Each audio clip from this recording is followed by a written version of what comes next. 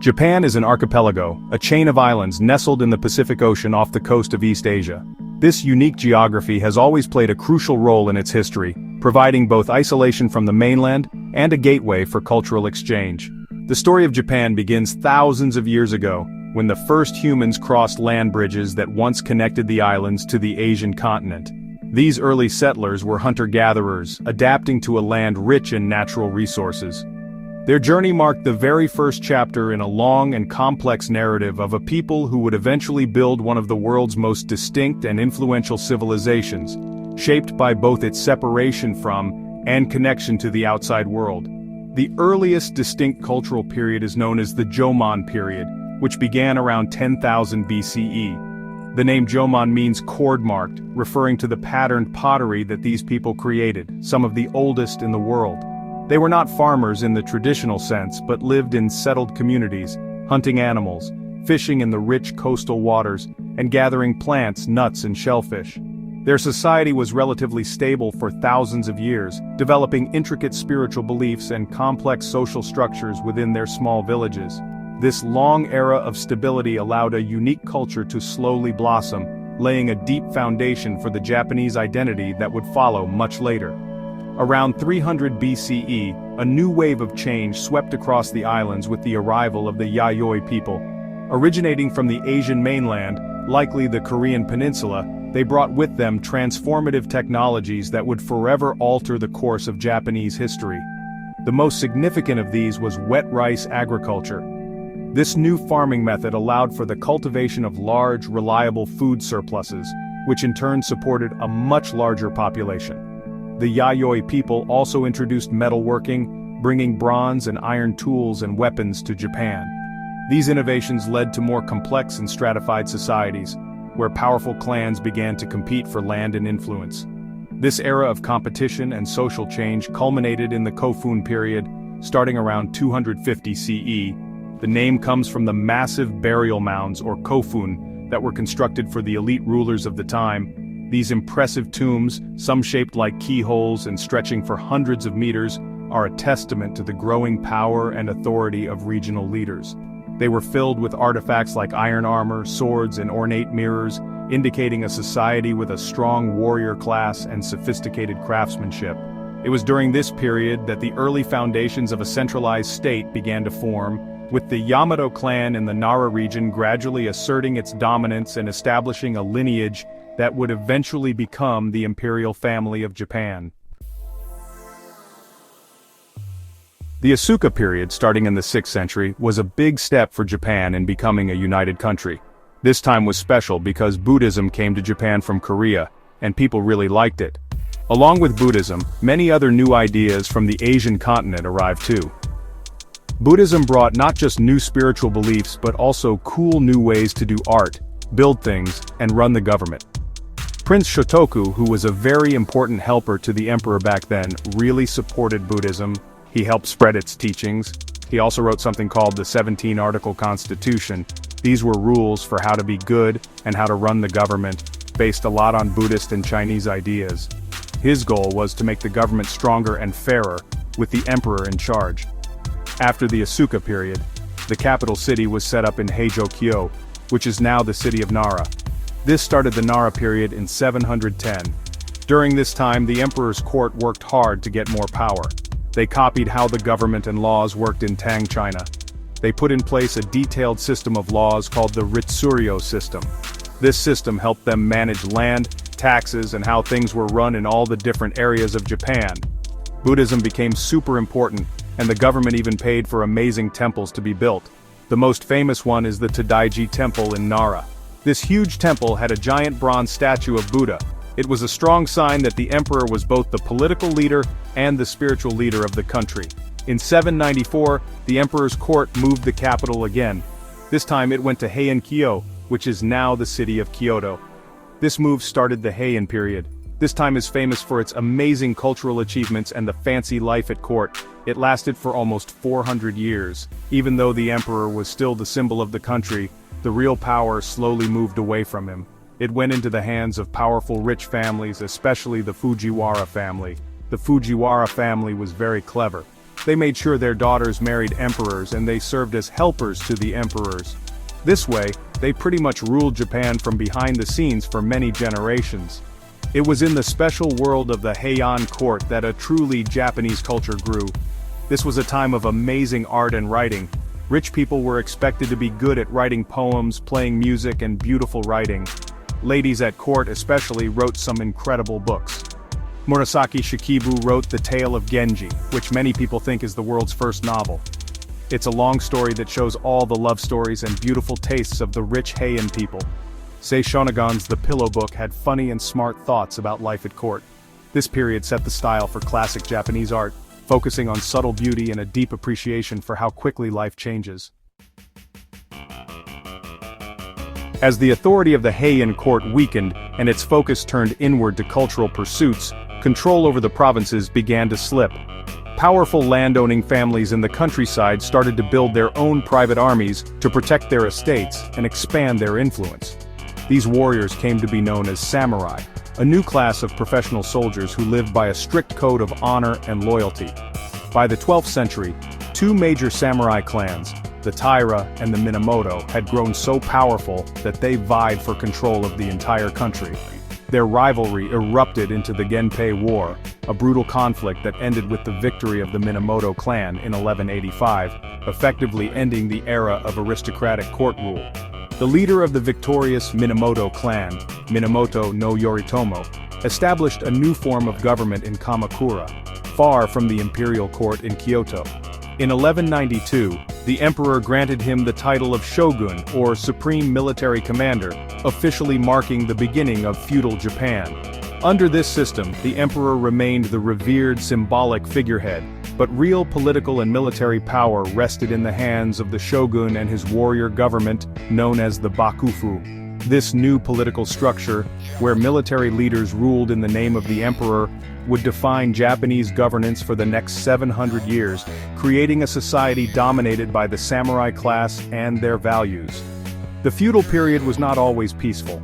After the Kamakura shogunate fell, Japan entered a long period of civil war known as the Sengoku period, or the Age of Warring States.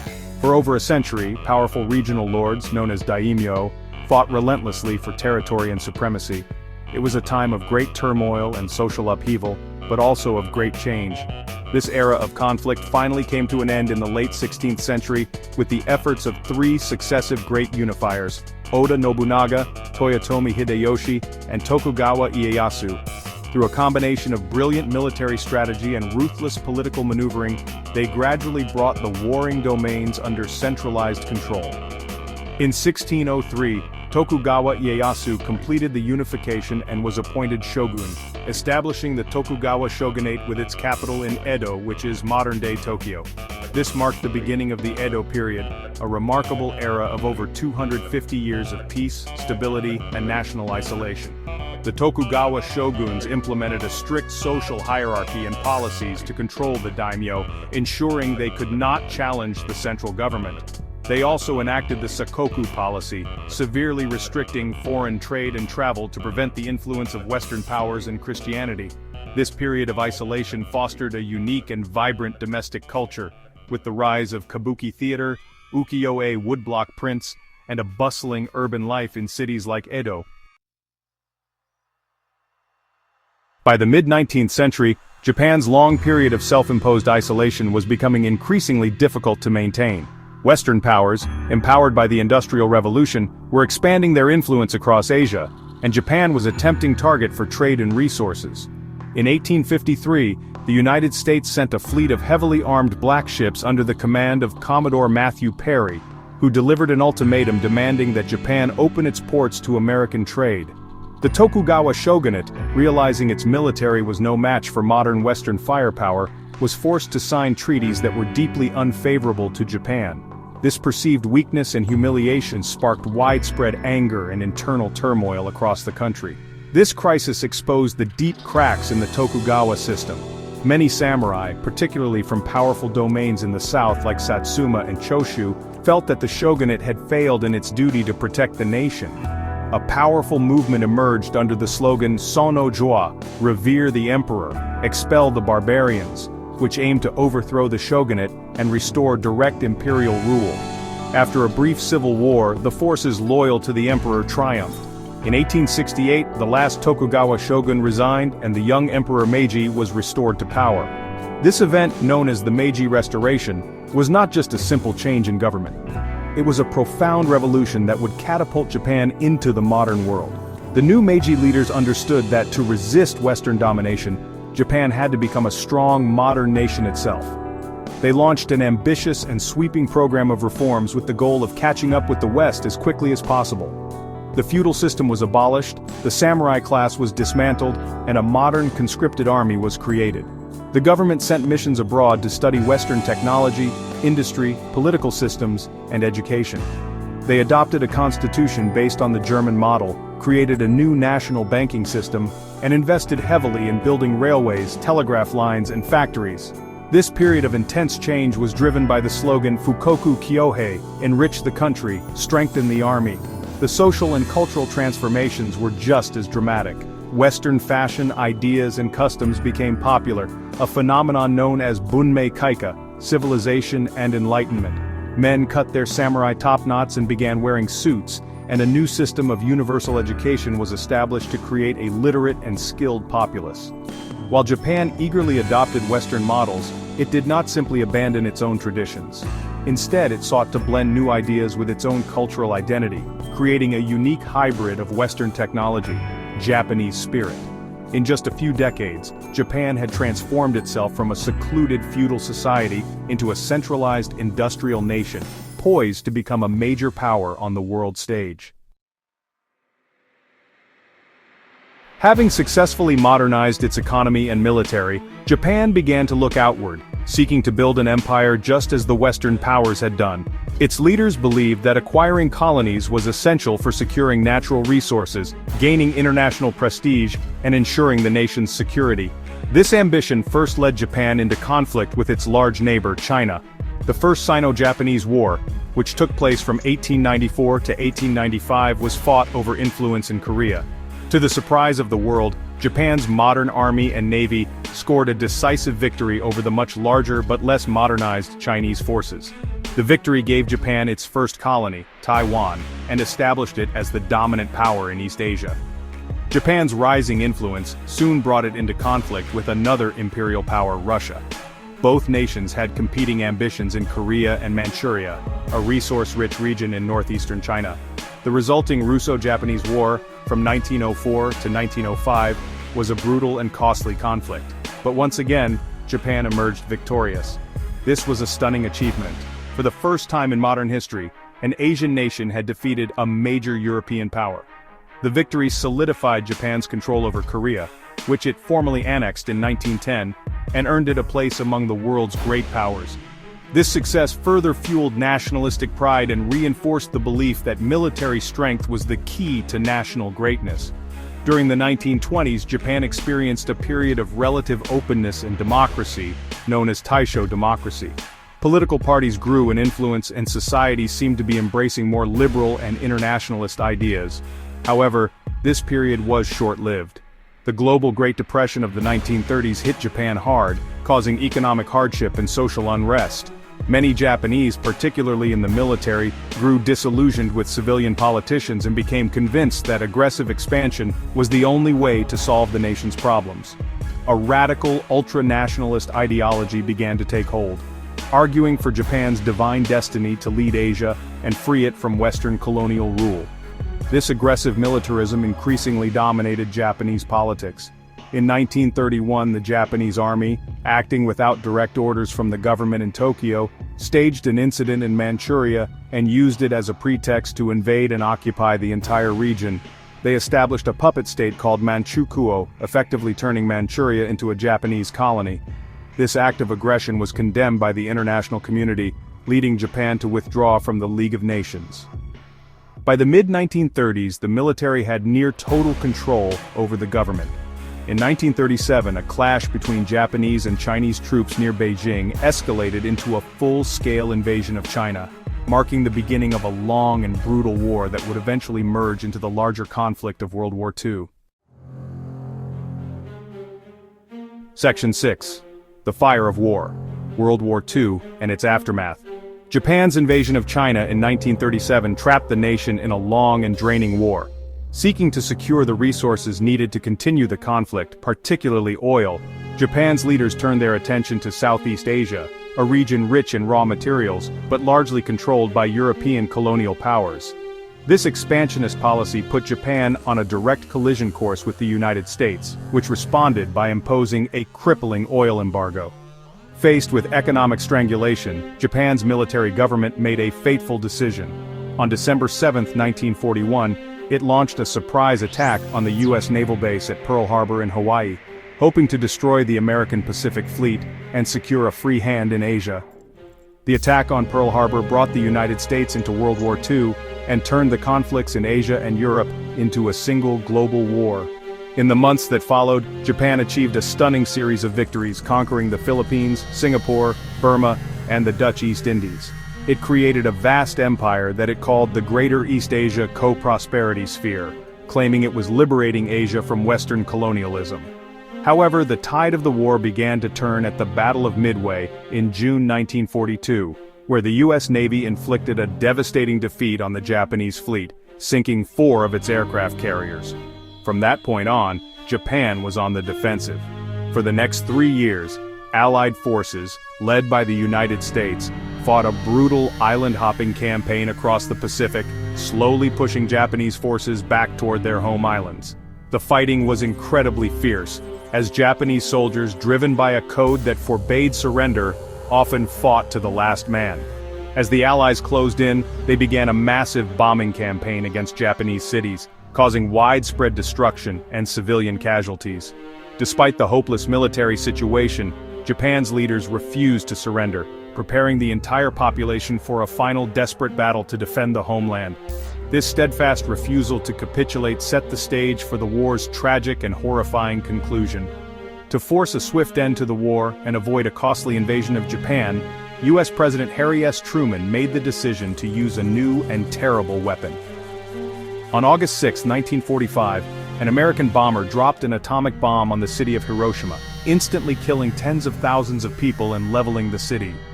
3 days later, on August 9th, a second atomic bomb was dropped on Nagasaki.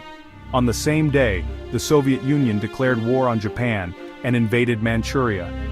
Faced with this overwhelming devastation and the threat of complete annihilation, Emperor Hirohito intervened. On August 15, 1945, he announced Japan's unconditional surrender in a radio broadcast, bringing World War II to a final end. Section 7. A New Beginning, Occupation and Post-War Reforms. Following its surrender, Japan was a nation in ruins. Its cities were destroyed, its empire was gone, and its people were exhausted and starving. From 1945 to 1952, the country was placed under Allied occupation, led primarily by the United States and administered by General Douglas MacArthur. The goals of the occupation were twofold: to demilitarize Japan and to democratize it. The first step was to dismantle Japan's military machine. The army and navy were completely disbanded, war criminals were put on trial, and the government was purged of its militarist leaders. This process was aimed at ensuring that Japan would never again become a threat to world peace. The second and more ambitious goal was to fundamentally remake Japanese society. The centerpiece of this effort was the drafting of a new constitution, which came into effect in 1947. This document, often called the Peace Constitution, introduced sweeping changes. It transferred sovereignty from the emperor to the people, making the emperor a purely symbolic figure. It established a democratic government with a parliament, the diet, and guaranteed fundamental human rights, including freedom of speech, assembly, and religion. Most famously, Article 9 of the Constitution renounced war as a sovereign right and prohibited Japan from maintaining a military for offensive purposes, a radical departure from its past. The occupation also brought about significant social and economic reforms. A major land reform program broke up the large estates of wealthy landlords and redistributed land to tenant farmers, creating a more equitable rural society. Labor unions were encouraged, giving workers new rights and protections. The powerful industrial conglomerates known as zaibatsu, which had supported the war effort, were broken up to promote economic competition. Educational reforms were also implemented, aimed at teaching democratic values and critical thinking instead of the ultra-nationalist ideology of the pre-war era. These changes laid the groundwork for Japan's remarkable post-war recovery. In 1952, the occupation officially ended with the signing of the San Francisco Peace Treaty, and Japan regained its sovereignty. Although the occupation was imposed by a foreign power, many of the reforms were embraced by the Japanese people, who were eager for a new beginning. The country emerged from this period with a democratic political system, a demilitarized posture, and a close security alliance with the United States. While some aspects of the occupation remained controversial, it was a pivotal period that set Japan on a completely new path, one of peace, democracy, and an extraordinary focus on economic reconstruction. Section 8. The Economic Miracle and the Lost Decades. With its new democratic foundation in place, Japan turned its full energy to rebuilding its shattered economy. What followed was one of the most remarkable periods of economic growth in modern history, often referred to as the Japanese economic miracle. From the 1950s through the 1980s, Japan's economy grew at an astonishing rate, transforming the country from a war-torn nation into the world's second-largest economy. This success was driven by a combination of factors, including a strong partnership between the government and private industry, a highly educated and dedicated workforce, and a focus on developing high-tech manufacturing and export-oriented industries. Japanese companies became world leaders in several key sectors. In the early post-war years, the focus was on heavy industries like steel and shipbuilding. Later, Japan shifted to producing high-quality consumer goods. Companies like Toyota and Honda revolutionized the global automobile industry with their efficient and reliable cars. In electronics, firms such as Sony, Panasonic, and Toshiba became household names around the world, known for their innovative products like transistor radios, televisions, and the Sony Walkman. This focus on quality control and constant innovation, along with favorable global trade conditions, allowed Japanese products to dominate international markets. By the late 1980s, Japan's economic success had created a massive asset bubble. Stock prices and real estate values soared to astronomical heights, fueled by easy credit and rampant speculation. At its peak, the land underneath the Imperial Palace in Tokyo was valued at more than all the real estate in California. This period of exuberant wealth seemed endless. However, the bubble was unsustainable. In the early 1990s, the Bank of Japan raised interest rates to cool the overheating economy, causing the stock market to crash and property values to plummet.